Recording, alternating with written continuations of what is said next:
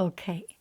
Hello, dear friends. Good afternoon. Such a beautiful, beautiful afternoon. So yesterday we were reading the book up to S for Shamrock, and we are going to keep on reading. Maybe we can finish to Z until today. I do not know. And here are the pictures from my sister. My sister has, I have two sisters. Last time I already mentioned. One is the painting sister, the other is the photography sister. And the photography sister is the bigger sister, is elder sister, even older than the painting sister. So she used to work for the government agency and one of the leadership there. So one of her job is to arrange a lot of activities and writing reports. And this government agency is very much connected with world affair and international relations. So she knew a lot about it, and she used to be a geography teacher, so she liked to travel. And every time when I travel, I even think about her. And if I see some geographic landscape, geology, the geographic interesting thing, the mountain, the rock type, I will think about, well, this is how this kind of rock get formed. Is that volcano? Is that the earth rising up? Is that glacier? Every time I will be very interested because my sister has always talk about it, and just a very, very interesting. Yeah, so she went to Ireland about 8 or 10 years ago, around that time, and wrote her travel blogs. And I read those travel blogs. It's so interesting, so interesting. I have a lot of things actually got from the knowledge from her traveling. And these particular pictures, what I am using, she wrote about 10 travel blogs to Ireland. And this one is particularly Killarney Heights National Park, or Killarney Heights. Killarney Heights, Killarney. And I particularly use this is because I used to live in Australia, and we used to live in the North Beach, in the north side, in Gordon, and we went to school to Killarney Heights. Elementary school, Killarney Heights, and there is a school song. It's a great school at Killarney. Da, da, dee, dee, dee, dee, dee, dee. I still remember the school song. I spent so much time there. And at that time, when we lived in Australia for 4 years, when we lived in Australia, I did not work full time or have a regular job. I taught Chinese. I taught Chinese cooking in the community college, but during the daytime, it's me. It was me who drove my children, my two boys, to school from Gordon to Killarney Heights every day.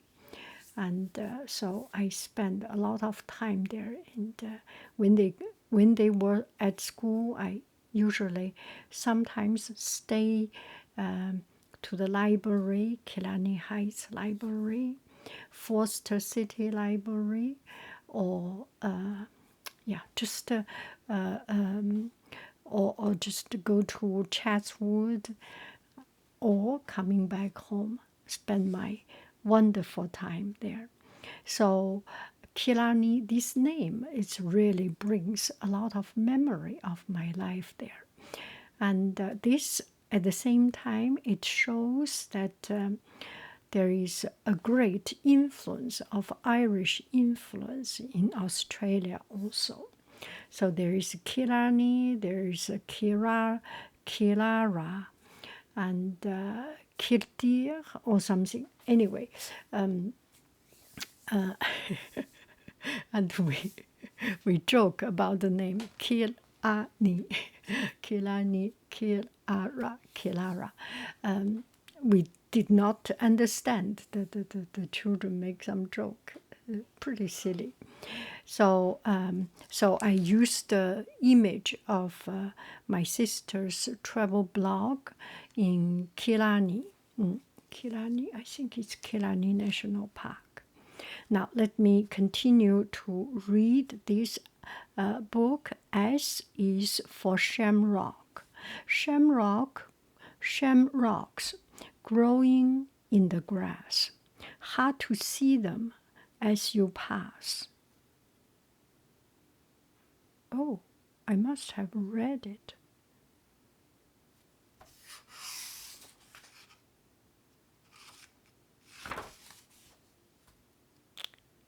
Anyway, even if I read it again, doesn't hurt. Le Préchon, Leprechaun. We have read Leprechaun. We didn't read Shamrock. Shamrocks growing in the grass. Hard to see them as you pass. Try to find one if you do. Irish luck will come to you.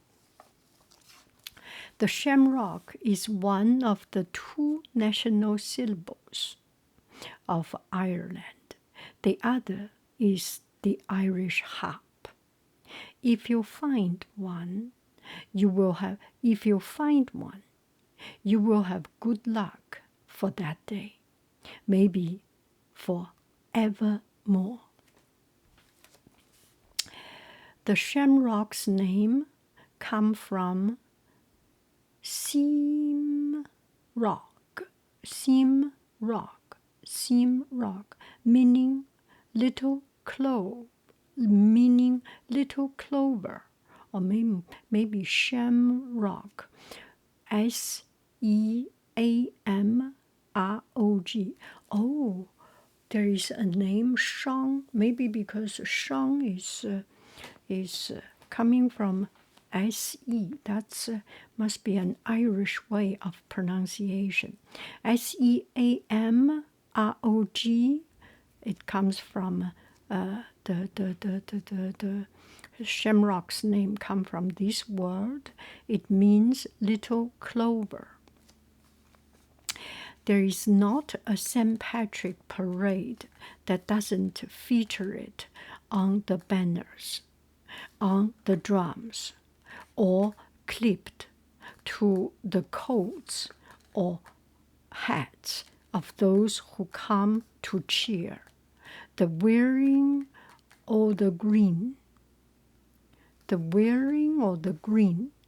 it's called.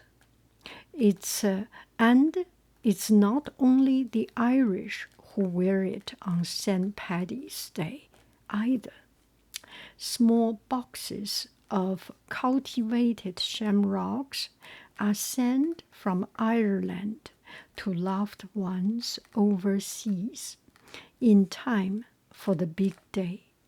Even the President of the United States gets a pot from the Irish government.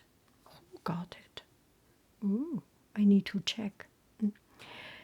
It's just a little bit of sentiment, a little bit of tradition, and a little bit of home.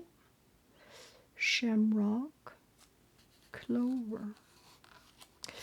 I heard something about 3 leaves clover, 4 leaves clover. That I need to check it.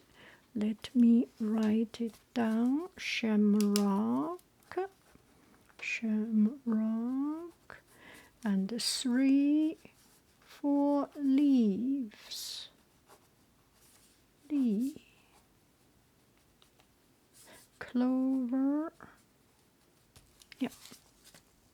Okay, T is for Titanic, the greatest liner ever made. Unthinkable, sink, unsinkable was what they said. But she sank slowly out of sight. One tragic, star-filled, moon-filled night. Titanic, Belfast, Ireland. Belfast, I must visit there. Belfast, Ireland was one of the most important shipbuilding cities in Europe in the 20th century. Many of the world's largest ocean liners were built there. It took 2 years to build the biggest liner of them all, the RMS Titanic. She was 11 stories high and length of 4 city blocks. 15,000 men worked to complete her. Her watertight compartments made her seem unsinkable. Not sinking down, unsinkable. The pride of Belfast. She was the crown jewel of the Harland and Wolff shipyard. There were great celebrations at her launching on April 10th, 1912. 1912. Now it's 2026, so it's 114 years ago. April 10, 1912. 4 days after the Titanic collided with an iceberg. 4 days later, the Titanic collided with an iceberg on her maiden voyage across the Atlantic to New York. She sank on April 14th. April 10th coming out, April 14th, sank. She sank on April 14th off the coast of Newfoundland with the loss of more than 1,500 lives.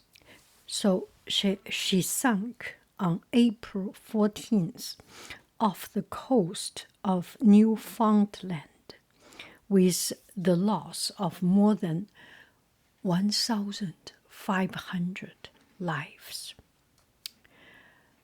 Mr. Thomas Andrews, the Titanic's designer and a managing director of Harland and Wolff's, went down with his ship. The designer was there. Maiden voyage. This reminds me of the Vasa, Swedish Vasa, VASA, that fell down on the maiden voyage. Also, 600 years ago. Yeah, 600 years ago. U is for Ulster. ULSTER. U is for Ulster. Ulster is a province in the north of Ireland. On its flag, it's plain to see a red and bloody hand. There is trouble still in Ulster. It's very sad to see Irish fighting Irish in the name of liberty. Wow, bloody hand. Ulster is one of the 4 provinces of Ireland.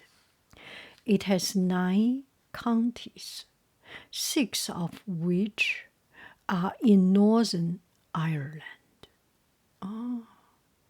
which is a part of the country still ruled by Britain. Its capital city is Belfast. Oh, North Ireland. Belfast is in North Ireland. Because the people of the Republic of Ireland and some in Ulster want a unified Ireland. Ulster has always been in a state of unrest. In Ireland, this descent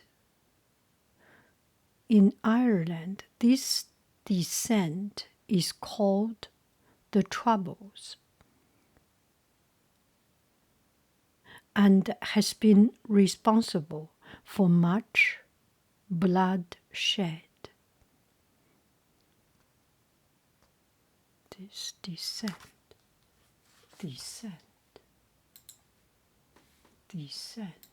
What does it mean? Descent.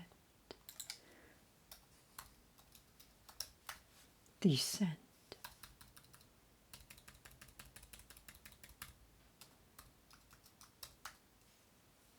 Descent. This descent. This descent is an expression of a disagreement with a prevailing opinion. Oh, descent. This descent, it's just not happy, not satisfied, disagreement. Okay, the symbol of Ulster is the red hand. Legend tells how in the 16th century, the Irish hero Hugh O'Neill sailed towards Ulster in a race against other contenders. The High King of Ireland had promised that whoever first laid a hand on Ulster soil would become its king. When close to shore, Hugh O'Neill took his sword, chopped off his hand, chopped off his right hand, and threw it onto land. There was no doubt who was the winner. Oh my goodness, that story. Ulster. Ulster's red hand. Let me see Ulster's flag. Ulster's flag. Let me check. Oh yeah, there is a red hand. There is flag of the Ulster nation. If you search online, you can see the image. Yeah, the flag of Ulster. Oh, that's quite a bloody story. V is for Vikings. Now we are in V. V is for Vikings. The Vikings raided Ireland.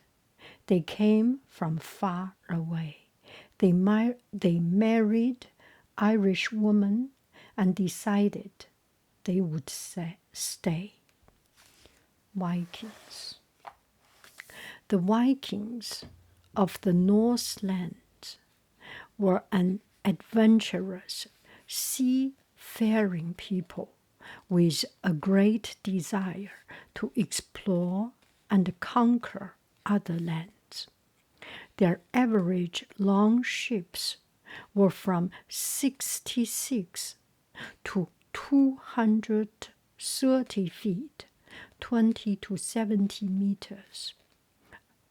20 meter, 70 meter. This is almost, wow, you run 100 meter, yeah, 70 meters, called dracas. They were sailed and rowed by 20 to 30 oarsmen and carried up to 400 warriors. Their sails, often the color of blood, struck fear into the hearts of their enemies. Shields hung from the sides to protect the warriors against spears during sea battle. For years, the Vikings had raided Ireland, but it wasn't until the year 832 that they made their first great attack. They came with a fleet of 120 ships. 120 ships, which held about 10,000 men. The ships held 10,000 men. The year 832, that's 1,200 years ago, yeah, landed on Ireland's east coast and moved inland. They established settlements mixed with the Irish and often married Irish women. The Vikings era was not entirely a dark night in Ireland. When finally defeated by Brian Boru at the Battle of Clontarf in 1014, they stayed for 200 years, and then there was a fighting. That's 1,000 years ago. There was a battle of Clontarf by Brian Boru at the Battle of Clontarf in 1014. They left behind a legacy of shipbuilding and trade with other European countries. So the Vikings invaded, but it's not only the bad things, only the dark things. They brought in trading, they brought in shipbuilding technology. Many stayed in Ireland and became more Irish than the Irish themselves. The Irish is a very open-minded, has very open-minded spirit, I think.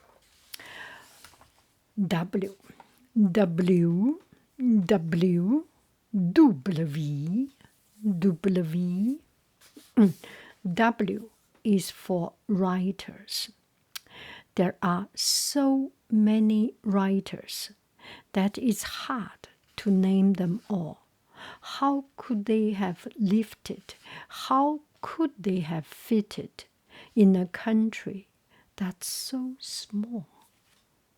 So many writers. There is almost no room, but they have rooms for writers, right? They just have so many writers. Once upon an old time in Ireland, there were Shanachis, storytellers who went house to house telling their tales of kings and warriors and heroes of Ireland. They were welcomed in and given a seat by the fire. They were revered. What is revered?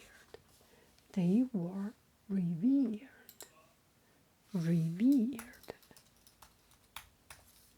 They were revered.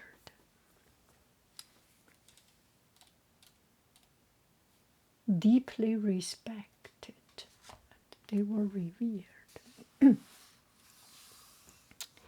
Many Irish storytellers came after them, writing.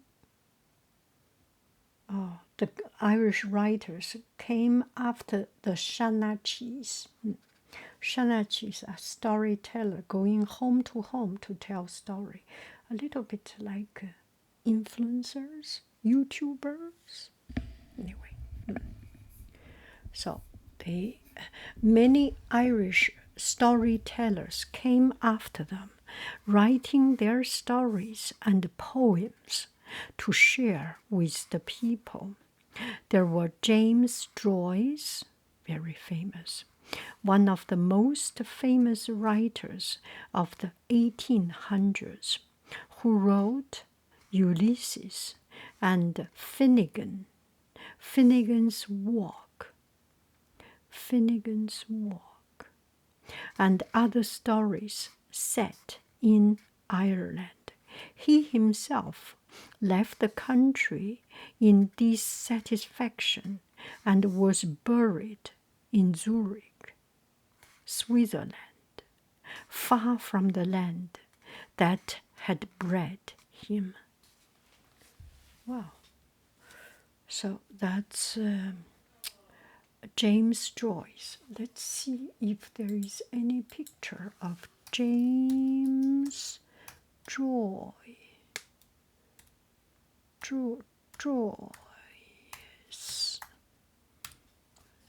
James Joyce.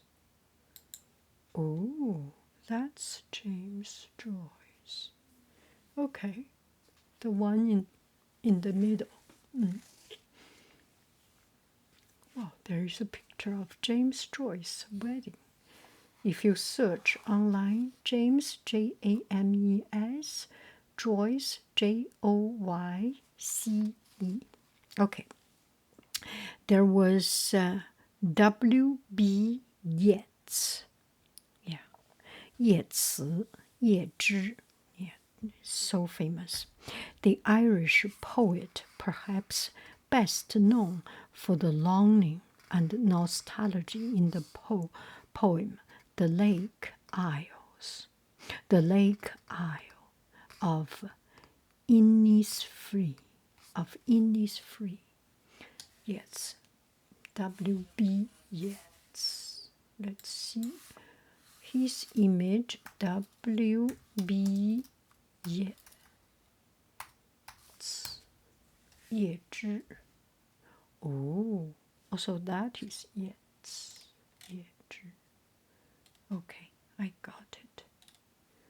You can search online and find these authors. Okay. There was Edna O'Brien, Sean O'Casey, and others too numerous to list. Today, Shamus Hannay or Seamus Hannay, maybe Shamus Hannay, Shamus Hannay, the contemporary Irish poet and winner of the Nobel Prize, writes of life in the land that he loves and his pain over the division of Ireland. Shamus or Seamus? Shamus.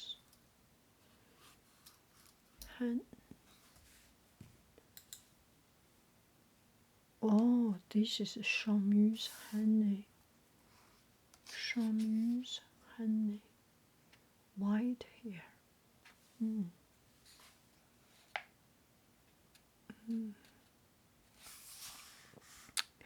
Like the Shanachis, like the Shanachis of old, he and the other writers are welcomed in. He and the other writers are welcomed in and given a seat by the fire. They are revered. Yeah.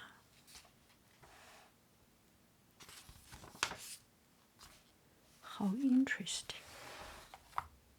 Maybe I can read some of their writings. X is for X. The Irish alphabet, you will see, doesn't use an X or Z. In Gaelic, they are too hard to say, and so it's easier that way. So X is for X. It's just for X. There is not an equivalent in Gaelic language, alphabetic. The letter X does not exist in the Irish alphabet except in math, mathematics, science, or proper names, nor do the letter J, K, Q, V, W, or Z. Wow. So how many letters in Irish Gaelic? Ireland has two official languages, English and Gaelic, more often called Irish. Between the 17th and 20th century, the Irish language was gradually replaced by English.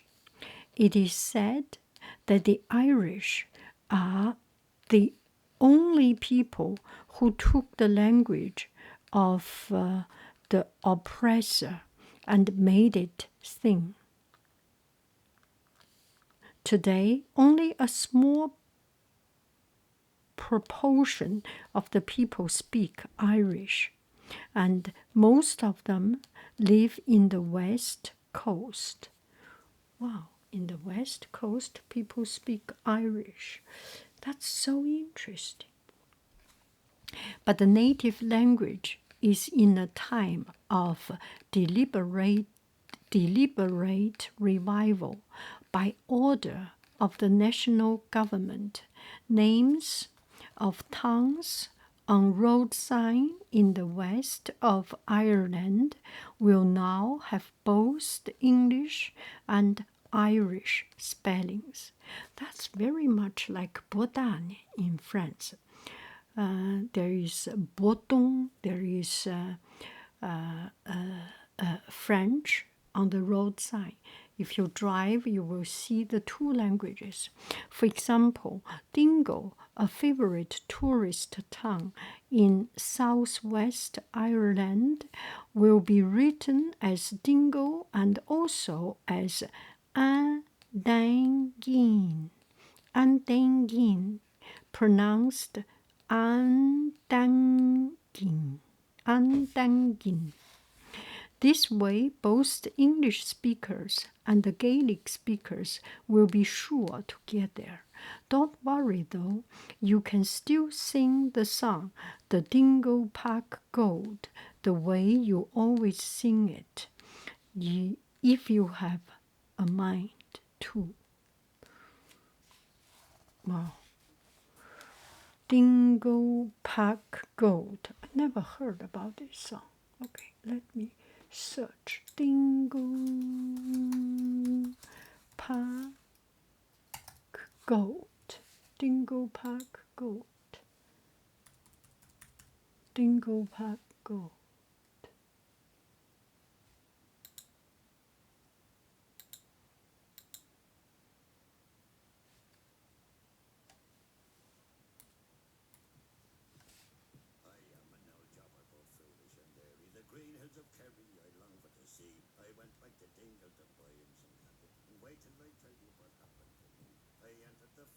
Saturday morning, first thing I met was a long little coat, 'cause I to myself to come out.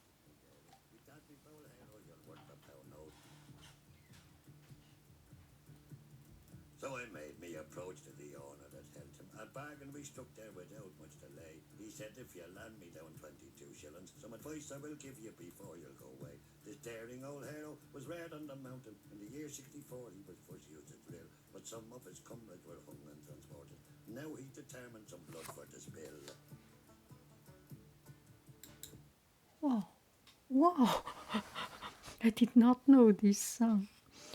And ding ding dingo. Oh, Bale and Bailey Ferriter, Bale and Ferriter Rain, Aban, Anaskal, Ali. Oh, yeah. Oh, if you use map, you will see. Okay, you will see the indication in two languages. Y, they should have Y, right? Y is for yarn. Oh, yeah, makes sense. Irish wool, Irish. Y is for yarn. When the night is filled with wind and rain, she picks up her needle and works again. Knit one, split one, cable three, come home safe from the raging sea. Why? The pullovers that we call Aran Island sweaters were originally knitted by the island women for their fishermen to wear. They were made of undyed wool that still held its natural oils, unique patterns that related to a fisherman's life were knitted into each sweater. There were diamonds, like fishing nets, rope stitches, sea waves, and prints of the hoof, patterns that resembled the hoof marks of a horse leaves on wet sand. Sometimes the initials of the full name of the wearer was worked into the pattern. If the drowned body of a fisherman washed ashore, he could be identified by the family design on his sweater. Wow, each family has a dedicated or designated design. Today, Aran Island sweaters are sold all over the world. The name is used for any thick white sweaters with a raised pattern, but some of the original heirloom jerseys still survive, museum pieces that speak of a dangerous seafaring life. Seafaring life.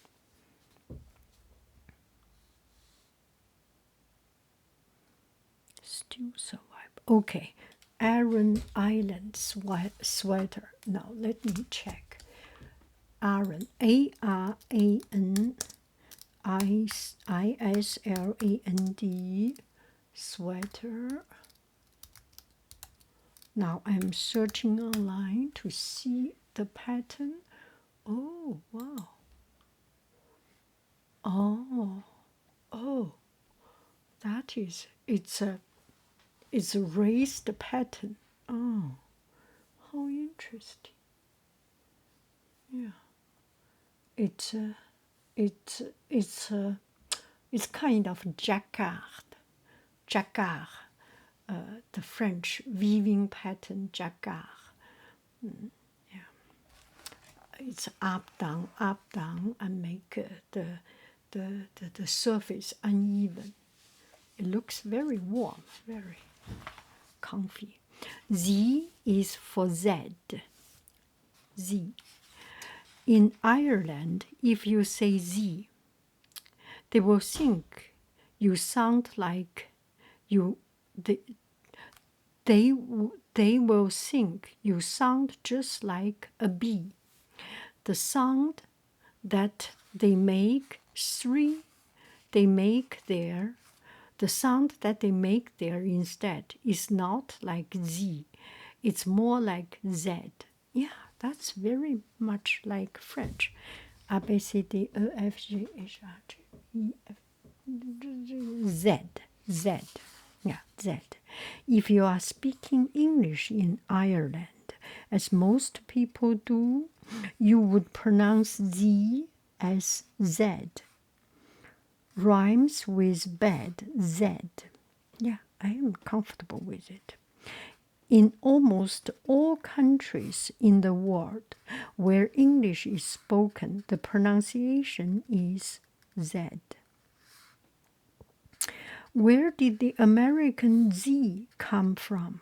Oh yeah, actually, I do not know in English, but in French is Z. I think in other countries also Z or something. Where did the Z come from? Where did the American Z come from?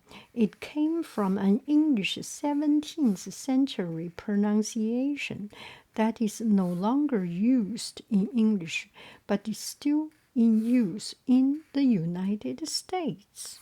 Oh, really? I need to check with some English speaker. I can check with French speaker. They pronounce it Z. Yes, that is true. William Shakespeare had a character in one of his plays refer to Z as though unnecessary letter, and it is considered so unnecessary in Irish Gaelic alphabet that it's not there at all.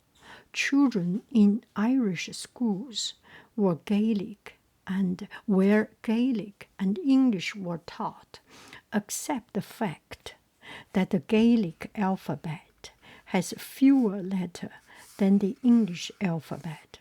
So there is no Z or Z to end the Irish alphabet, just as there is no end to Ireland herself, to her legends, her myths, or her history, just as there will never be an end to the story of the Irish people. That's so good. I'm done with this book. Yeah, that's a very, very beautiful and easy book. This is a children's book by Matt Faulkner, illustrator Eve Bunting.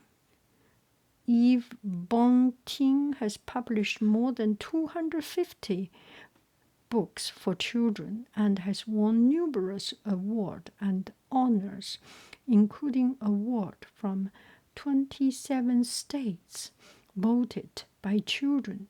She was given a PEN International Special Achievement Award for her contribution to children's literature, and in 2002 she was chosen to be Irish American Woman of the Year by the Irish American Heritage Committee of New York. Ooh. Matt Faulkner. Matt Faulkner has written and illustrated a number of children's books. His work has won wide praise for its humor, exuberance, and sensitivity. He is also a contributing illustrator to such national periodicals as the New York Times, wow, New York Times writer, illustrator, the Wall Street Journal, and Forbes. Matt lives with his son Gabe and their 3 cats on a little island in San Francisco Bay. No, not Alcatraz. He lives in San Francisco Bay Area. For more information about Matt, you can visit him at www.mattfaulkner.com. MattFaulkner. Oh, I need to check mattfaulkner.com. That's so interesting. And he lives, maybe my neighbor.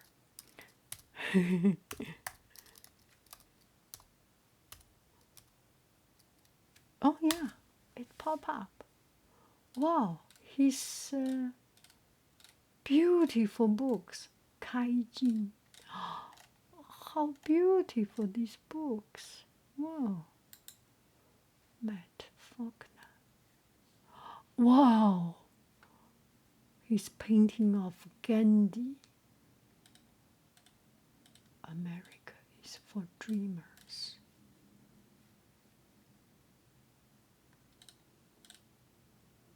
My best friend is a person who will give me a book I have not read. Abraham Lincoln. Oh my.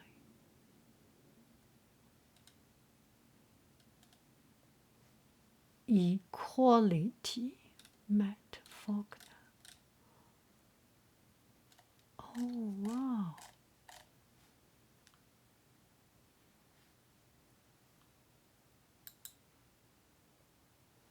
Wow.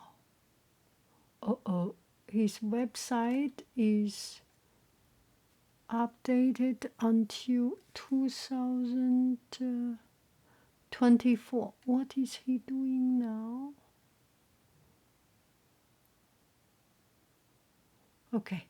Bye-bye, friends. I love you. I really do. Do, do, do, do. Do, do, do. Guru, guru, bye, bye.